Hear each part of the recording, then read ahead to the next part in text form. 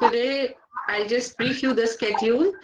At 10 o'clock right now, we are going to begin with a session named as Digital and Social Media, Emerging Fifth Pillar of Democracy. And we have eminent speakers with us, Shri Balendu Sharma Dadhich ji, who is Director, Localization and Accessibility at Microsoft India. We have Advaita Kalaji, who is an eminent author and columnist, needs no introduction. We have Shri Abhijit Majumdarji, who is a famous journalist, founder, and editor-in-chief of Earshot.in. We have with us Shalabh Upadhyay, who is a founder and editor-in-chief of NewsJ+. So this is the first session which will be moderated by Professor Rakesh Goswami today. He has already joined, all the guests have joined, and we'll just begin in a while. Thank you, Professor Surbhi Dahiya, ma'am. Good morning, everyone. Good morning, students. Good morning to the eminent panelists. The topic today is very, very relevant and very timely at a time when we are surrounded by a lot of misinformation, disinformation, malinformation, fake news, hate news, and whatnot. And at a time when all this is happening around us, when we are discussing infodemic, it becomes extremely important to discuss whether the social media, the digital media is emerging as the fifth pillar of democracy. To deliberate on this very, very relevant topic this morning, we have with us four very eminent speakers. I would introduce them first, and then we'll go on with the discussions. Like Anjulika and Surbhi ma'am has already said, each speaker will get around 15 minutes to speak, and after that we'll take questions from chat box and also from Facebook Live. Remember, this entire discussion is also live on our Facebook page, and people watching the discussion there can also ask questions. So the first speaker this morning is Shri Balendu Sharma Dadhich, who happens to be from the same city that I come from, Jaipur. Honored with this year's Rajbhasha Gaurav Puraskar, Shri Balendu Sharma Dadhich is a well-known technology expert in Hindi. His extensive experience in technology, language, and media, and also his efforts to spread awareness among the general masses about technology, has helped him earn laurels. He has produced many softwares in Hindi and offered them free of cost to the people. He has produced over 150 videos, wrote more than 1,500 articles in Hindi on technology-related topics. He is author of 5 books, 2 of them, Takneek Ki Uljhane and Divyang Jano Ke Liye Takneek, are based on technology. Shri Dadhich has participated in hundreds of workshops and seminars on technology in the US, UK, Russia, China, Japan, South Africa, Mauritius, Nepal. Currently, he is the Director of Localization and Accessibility in Microsoft India. Shri Dadhich, I now invite you to speak on this topic, and then we'll move on to the second speaker, Shri Dadhich. Thank you so much, Rakesh ji. I would like to start with thanking the IIMC for having me here, which is a personal honor and a privilege for me. Professor Rakesh ji, Professor Pramod ji, Professor Surabhi ji, and other distinguished members of the faculty, my fellow scholarly panelists, Advaita ji, Abhijit ji, Shalabh Upadhyay ji, and my dear students. When one is going to appear for a job interview, he or she must be certain that at least one question will sure be asked. And the question is, where do you see yourself 5 years down the line? We all have coined some impressive answers to these questions, haven't we? But if the question is asked to the media itself, the media of the day, how will the media respond? In my opinion, it will say, I don't know. Because the kind of unpredictable changes media has undergone during the past 50 years, it can never be sure about that answer. The digital revolution is one such change. Jokes apart, let me inform in advance that there are 4 takeaways from my talk today. 1, the old and new media are destined to come together as a single entity. 2, the divisive space between media and technology is shrinking at the speed of light. 3, in a decade or so, tech-challenged media houses and journalists might find it difficult to survive if they don't adopt technology as early as possible. And number 4, the digital revolution notwithstanding, we are yet to experience the real power of technology in the domain of media. I have already spelled out the expected conclusions of my talk, and now I can happily begin. I can start building my case. While some of us like to consider new media and social media as the emerging 5th pillar of democracy, some others consider them as part of the 4th pillar itself, which is the good old conventional media. I would like to be among those who don't consider the new media as a separate pillar, because I believe that both the old as well as the new media are ultimately going to amalgamate to form a formidable 4th pillar of democracy. We are going to discuss this in depth today, but for starters, let me briefly explain my take about them. If we revisit the concept of the 4th pillar in the new age, I would say that information is the 4th pillar of democracy. And the concept of information is quite wide. It is not just limited to media, conventional media or new media. Earlier, the conventional media was generally the only significant and effective way to disseminate information, and hence it has long been officiating as the 4th pillar of democracy. But now there is another form of media which is more capable of taking information to the masses. We might consider the two media as competitors now, but ultimately they are going to come together, and the distances between the two have already started blurring. Mode of delivery may be different, but there are many similarities between them. They both carry information, they both reach out to people, and they both intend to equip and empower masses with knowledge. Since I come from an information technology background, I would like to visualize things from a technological perspective and try to connect dots between not just the two medias, but also between information technology on the whole and the media. Information technology and media may now appear totally unrelated concepts, but if you look at them closely, you will realize that they are coming together too. Not just the new media and old media, but information technology and media, they are coming together. We have witnessed an age when every organization had become a media organization to some extent, if you remember. And now we are in an age when every organization worth its name is going to be a technology organization.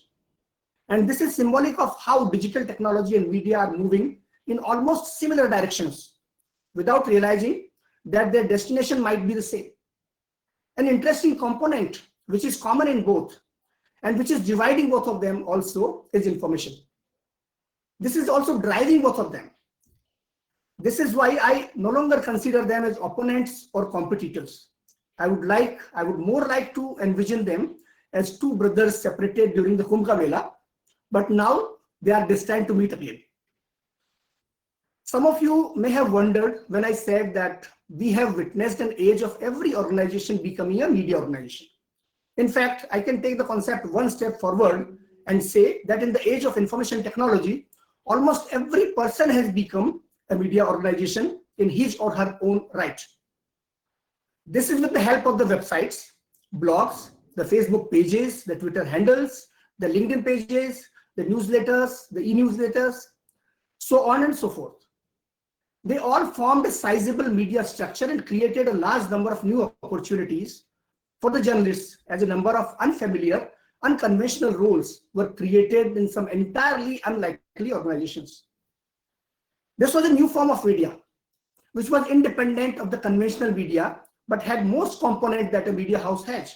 For example, the information, the creators, the processors of information, and the delivery mechanism. On one hand, information technology was instrumental in creating new forms of media. On the other, it was inching closer towards media itself.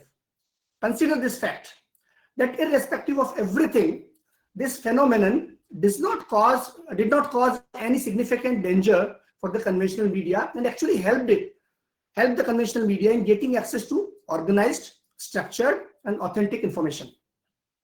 Barriers between information technology and media have been shrinking since, even though the reasons behind the development may vary in different situations. And this is why I say that in a not so distant future, every media person is going to be an information technology professional, as well. And we have to be prepared for that age. Remember, in about 15 to 20 years from now, various forms of technology, including the information technology, would be playing a dominating role in the world of media.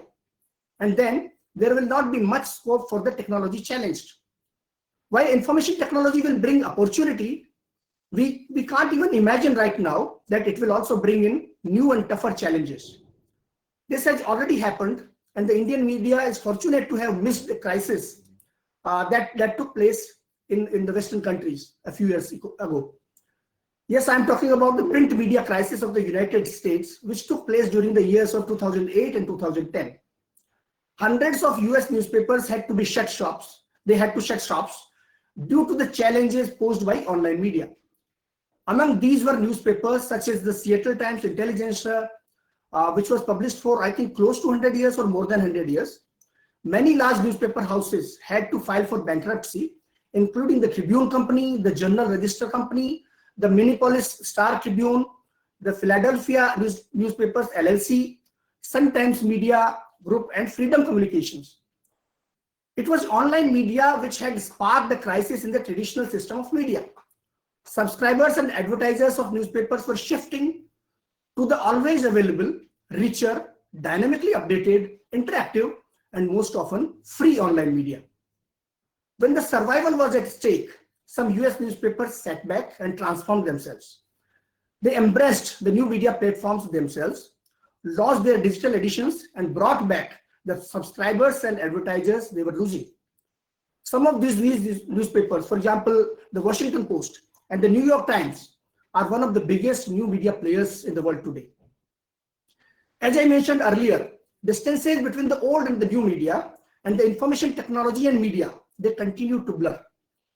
Our Indian organizations did not have to face a crisis they did not have to face the crisis because they learned from the experience of their counterparts in the US, and they realized the potential of the new media. While new media has its own stars who have grown independent of the conventional media and have established their identities, many conventional media houses also find themselves among the most successful entities of the new media as well.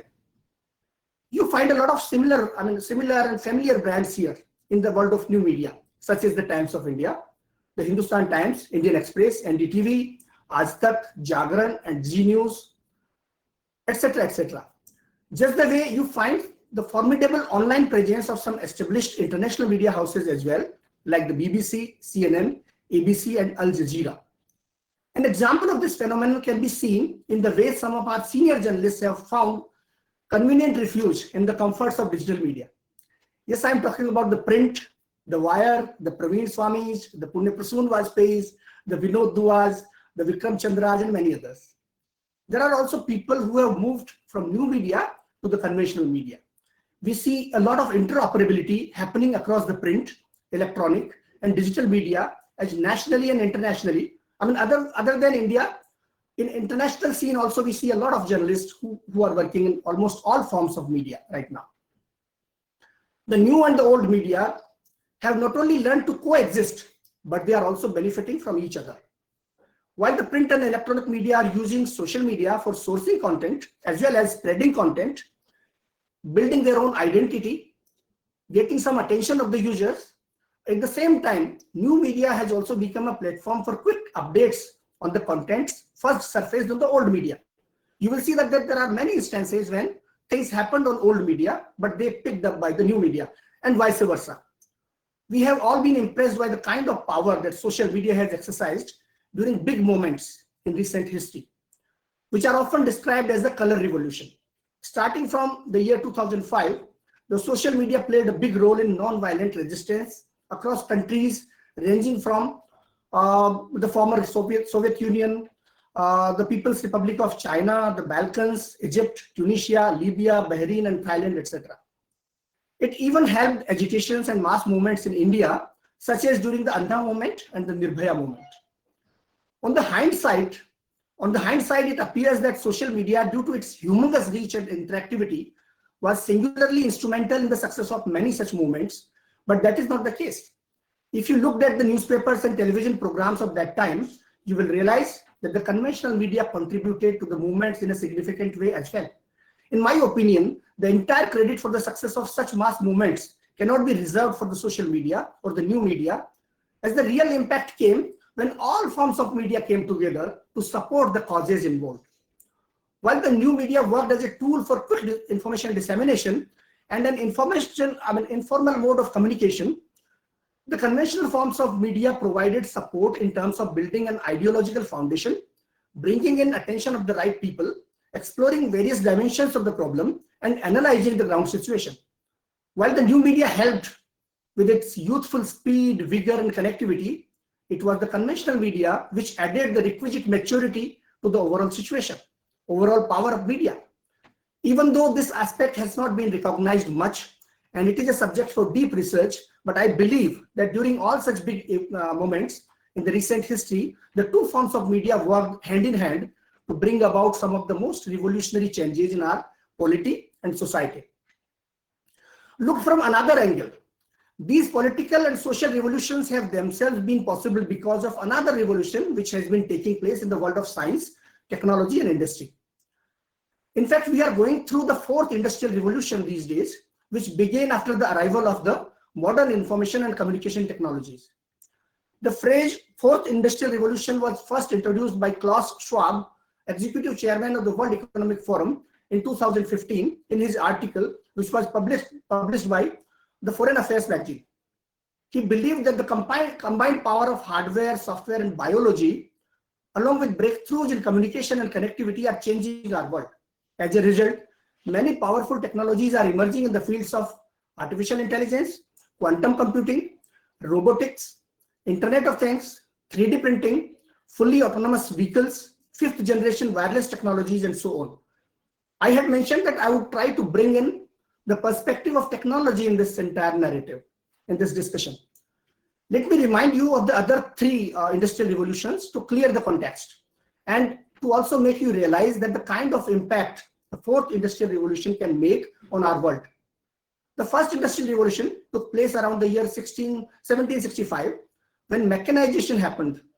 This replaced agriculture as the main component of the economy at that age. During this age, our world witnessed the arrival of steam engine and the printing press. The second industrial revolution happened around the year 1870, when massive technological advancements in the field of industries helped the emergence of a new source of energy, electricity, gas, and oil. These methods of communication, for example, at that time, new methods of communication such as the telegraph and the telephone arrived during this period only. After about 100 years later, around the year 1969, the third industrial revolution took place when we saw the emergence of nuclear energy, electronics, telecommunications, computers, and the internet.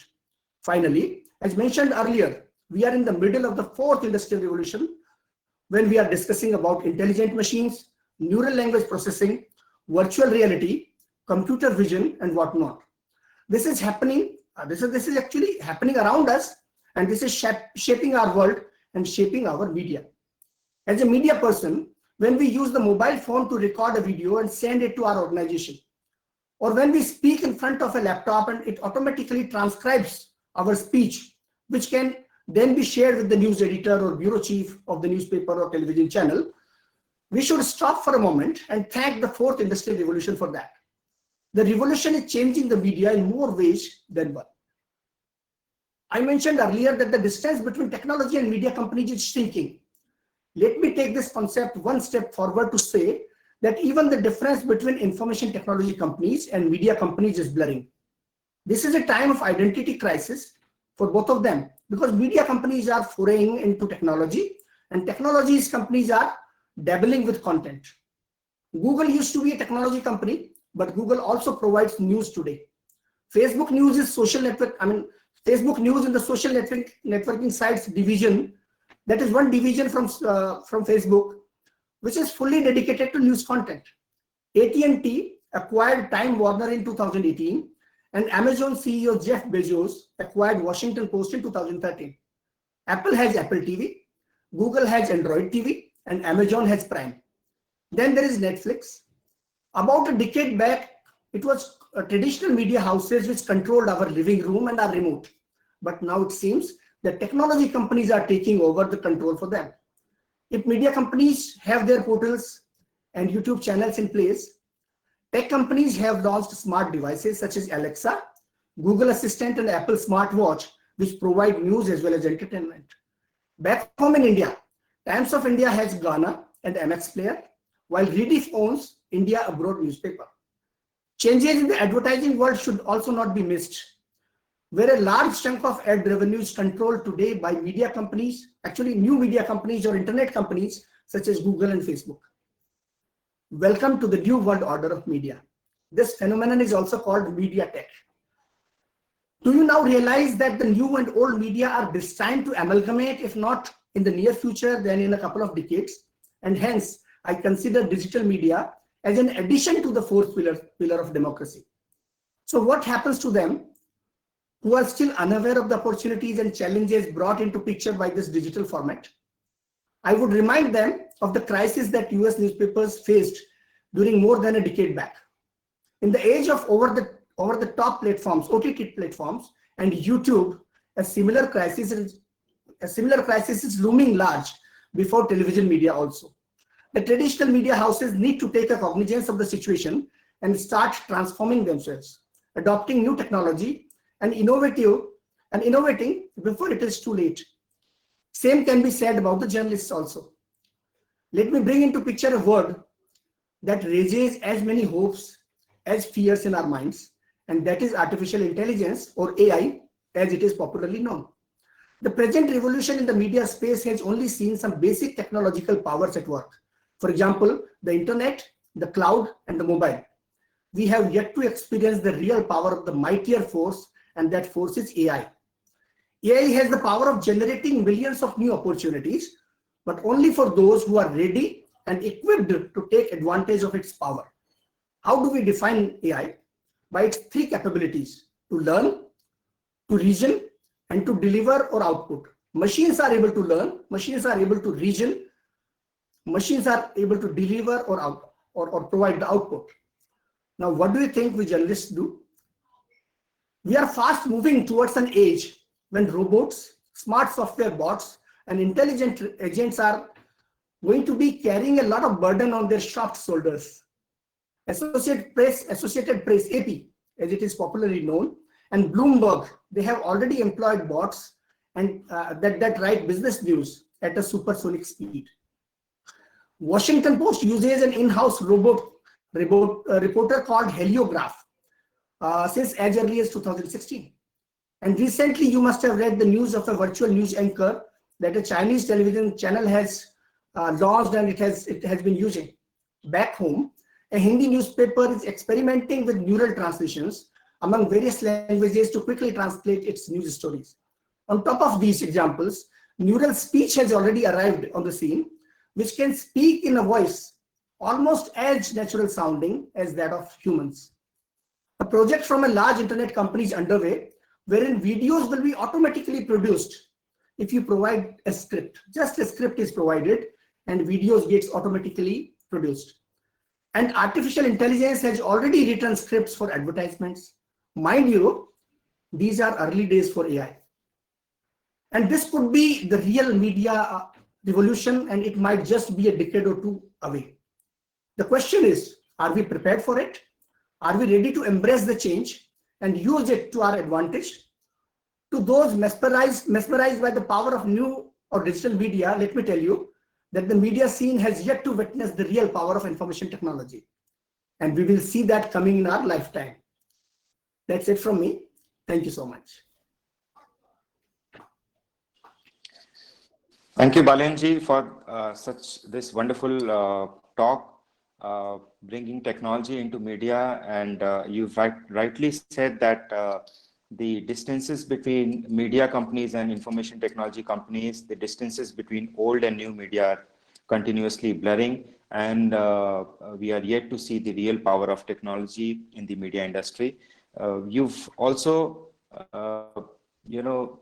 along with telling us the enormous opportunities that technology will bring into this media industry, you've also kind of scared us that the kind of challenges it may put before us, and it is high time that we as media professionals and students of media adapt ourselves to new technologies, because like you said, the real power of technology is yet to be seen.